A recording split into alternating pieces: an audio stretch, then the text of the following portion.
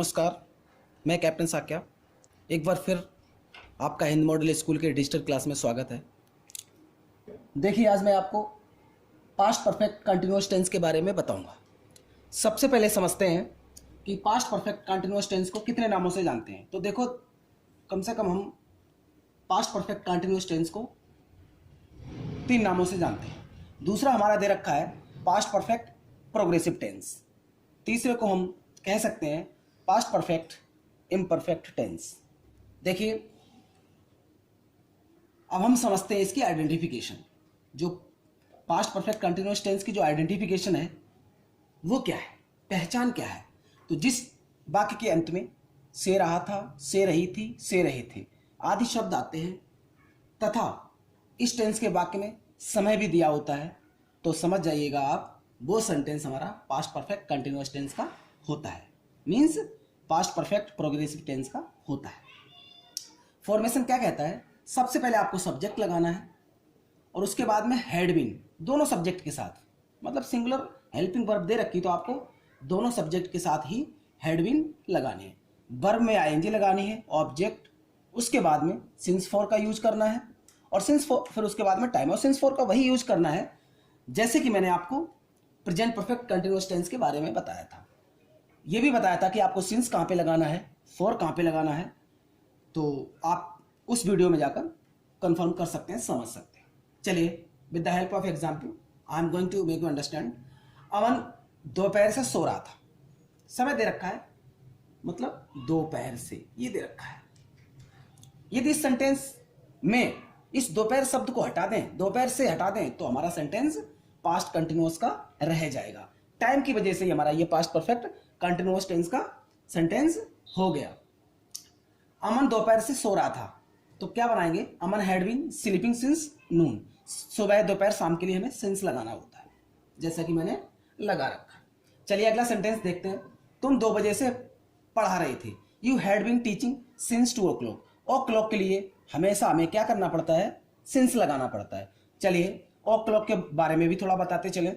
जो ओ क्लॉक होता है, इसकी जो फुल फॉर्म होती है वो होती है, ऐसे समझिए आप, ऑफ द क्लॉक होती है।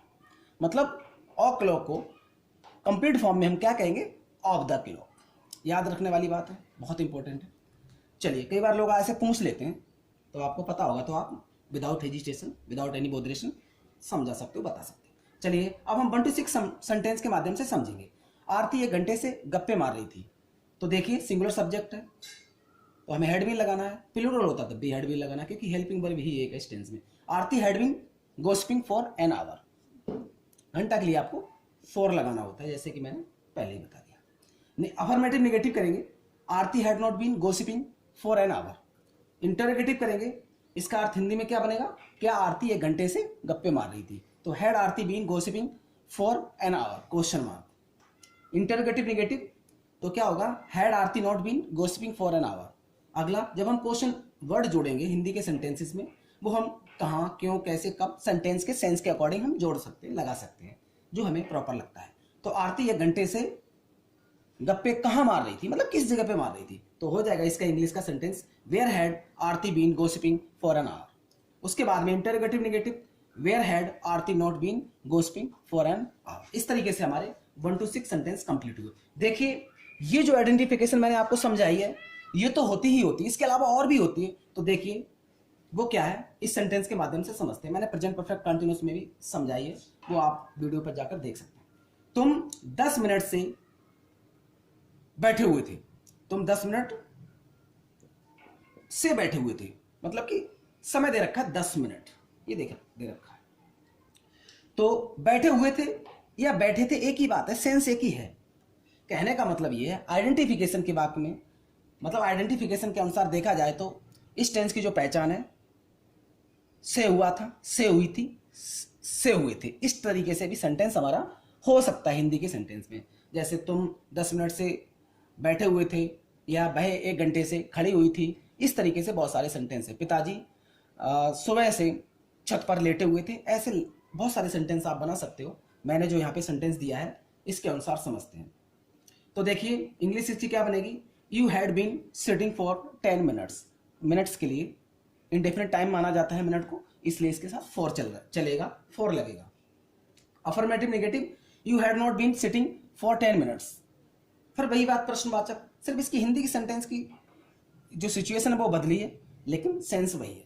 तो क्या करोगे, क्या तुम 10 मिनट से बैठे हुए थे, तो had you been sitting for 10 minutes. इसका interrogative negative, had you not been sitting for 10 minutes. अब वही बात, तुम 10 मिनट से क्यों बैठे हुए थे, कहाँ बैठे हुए थे, कैसे बैठे हुए थे, तो इस तरह से हम जोड़ सकते हैं। तो मैंने यहाँ पे क्यों जोड़ा है हिंदी के सेंटेंसेस में, तो उसी के अकॉर्डिंग हमें वाई यूज करना पड़ा। तो why had you been sitting for 10 minutes, why had you not been sitting for 10 minutes, ये हमारा इंटरोगेटिव नेगेटिव हुआ। तो मैंने दोनों तरीके की जो सेंटेंसेस आते हैं वो मैंने समझाने की कोशिश की, आशा करता हूं कि आप लोग समझ रहे होंगे पूरी तरह से।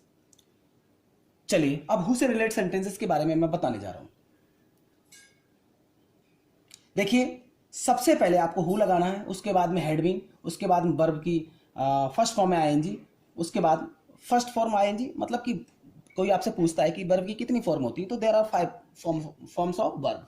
देखो first form, second form, third form, उसके बाद फोर्थ फॉर्म होती है आईएनजी फॉर्म, उसके बाद फिफ्थ फॉर्म एस या एस जो वर्ब में लगती है तो वो फिफ्थ फॉर्म कहलाती है। तो आपको 5 फॉर्म बतानी है। तो देखिए उसके बाद सिंस फॉर आ जाएगा, उसके बाद टाइम आ जाएगा। तो इस चलिए 1 घंटे से कौन चीख रहा था, चीखना मतलब स्क्रीमिंग, तो who had been screaming for an hour. इसका इंटरोगेटिव नेगेटिव करेंगे, who had not been screaming for an hour. देखो हु वाले सेंटेंस सिर्फ 2 ही बनते हैं। अब हम चलते हैं आपको विच की तरफ लेकर। तो विच के साथ जो नाउन है वो भाई साथ रहेगा। तो कैसे, विच उसके बाद नाउन, फिर हैड, फिर सब्जेक्ट, फिर बीन, फिर वर्ब आईएनजी, फिर सिंस और फॉर में से एक, वो तो आपको देखना पड़ेगा। डेफिनेट टाइम के लिए सिंस लगता है और इनडेफिनेट टाइम के लिए फॉर लगता है, प्लस लास्ट में आपका टाइम आएगा और क्वेश्चन मार्क लगाना बिल्कुल मत भूलिएगा। तो देखिए सेंटेंस के अकॉर्डिंग समझते हैं। प्राची सुबह से कौन सा गीत गा रही थी, तो सबसे पहले हमें देखना पड़ेगा कौन सा, कौन सी, कौन से। तो ये नाउन हमारा गीत साथ में है तो इसको इंग्लिश में भी हमें साथ रखना। तो which song had Prachi been singing since morning. Prachi क्या है सेंटेंस में, सब्जेक्ट है। और जब मैंने पहले ही बताया मैंने आपको कि जब हेल्पिंग वर्ब के रूप में 2 शब्द हों तो उनको हम क्या करते हैं, इंटरोगेटिव में सब्जेक्ट के पहले रहेगा एक और एक रहेगा बाद। जैसे कि मैंने यहाँ पे हेड दे रखा और यहाँ पर बीन दे रखा है, बीच में आपका सब्जेक्ट आ गया। जब इसका इंटरोगेटिव नेगेटिव बनेगा तो वही बात है, सब्जेक्ट के बाद में आपको नॉट को पुट करना है। तो which song had Prachi not been singing since morning. देखो इस तरीके से हमारे दोनों सेंटेंस कंप्लीट हुए। चलिए अब आगे चलते हैं। बैठा हुआ था, खड़ा हुआ था, लेटा हुआ था, इस देखते हैं। 2 बजे से चटाई पर कौन खड़ा हुआ था, कहने का मतलब इसके हम कौन खड़ा हुआ था, कौन बैठा हुआ था, कौन लेटा हुआ था, इस टाइप के सेंटेंसेस को हम कौन लगा करके बनाने के तरीके को बताएंगे। तो देखो इसका फॉर्मेशन रहेगा, सबसे पहले हु, हैड, बीन, उसके बाद में वर्ब आईएनजी, उसके बाद में सिंस फॉर और लास्ट में क्या आपका टाइम रहेगा और आफ्टर दैट क्वेश्चन मार्क। तो देखिए 2 बजे से चटाई पर कौन खड़ा हुआ था, तो who had been standing on the mat since 2 o'clock। बजे के लिए आपको पता है, ऑलरेडी बता चुका हूं in this chapter, you know o'clock, और o'clock के साथ हमेशा सिंस का यूज किया जाता है। जब इसका इंटरोगेटिव नेगेटिव करेंगे, ये सेंटेंस हमारा कंप्लीट हुआ। इंटरोगेटिव नेगेटिव में who had not been standing on the mat since 2 o'clock। इस तरीके से मेरा ये जो video past perfect continuous tense को लेकर कंप्लीट हुआ। उम्मीद करता हूं कि हमारा आपका साथ यूं ही चलता रहेगा और हम अपने मंजिल तक आसानी से पहुंच जाएंगे। Thank you for watching my video. That's all for today.